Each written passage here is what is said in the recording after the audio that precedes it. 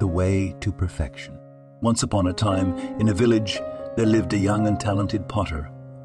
Her pottery was known far and wide for its delicate craftsmanship, admired by all who laid eyes on it. Yet, despite the praise, the potter found herself growing increasingly anxious with every piece she created.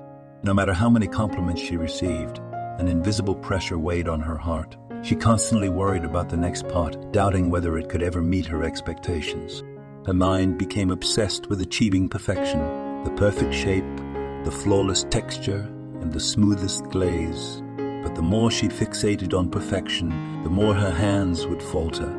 Each time she stood near the wheel, her thoughts raced ahead to the final result, her eyes seeing not the soft clay in her hands, but the perfect pot she was striving to create. Her hands trembled, her focus waned, and more often than not, the clay would wobble and collapse before her eyes. With every mistake, her frustration grew, and she blamed herself for failing to live up to the high standards she had set. One evening, as she sat by the river, lost in her worries, an elderly woman approached her. The village knew the old woman well. She was a master weaver whose tapestries were renowned for their intricate patterns and fine threads. Her hands, calm and steady, had woven many a masterpiece. Sensing the potter's troubled heart, the elderly woman sat beside her and asked, "What weighs so heavily on your mind, dear child?" Potter sighed deeply and said, "I want my pottery to be perfect, but the harder I try, the more I fail. No matter what I do, I can't seem to make the perfect piece I envision." The old woman smiled and said, "Let me share with you something I learned long ago," she began. "When I was young, I too was consumed by the desire to create flawless tapestries. I believed that every thread had to be in perfect alignment, every design without a single mistake. But no matter how hard I worked, I always found an imperfection." Potter listened, her curiosity piqued. "So what did you do?" she asked. "I let go," the elderly woman replied simply. "I stopped focusing on the outcome, on how perfect the tapestry should look.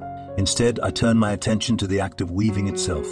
I embraced the feel of the threads, the rhythm of my hands, and the peacefulness of each moment. And you know what happened?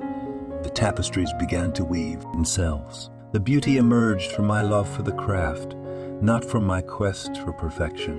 The potter thought about the old woman's words. "So you're saying I should focus on the process, not the final result?"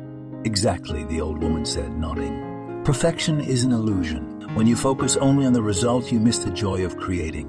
Let go of that need and trust in the process. If you love what you do, the beauty will come naturally." The next morning, the potter returned to her workshop with a renewed spirit. She no longer fretted over whether her pots would be perfect. She allowed her hands to move freely, savoring the cool, soft clay and letting the wheel spin without judgment. As she immersed herself in the simple pleasure of creation, she noticed something remarkable. Her work improved.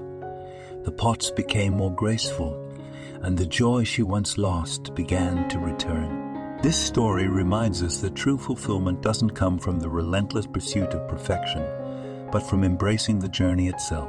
Whether it's in our work, our relationships, or personal growth, the joy lies in being present, letting go of the need for flawless outcomes, and finding meaning in the process.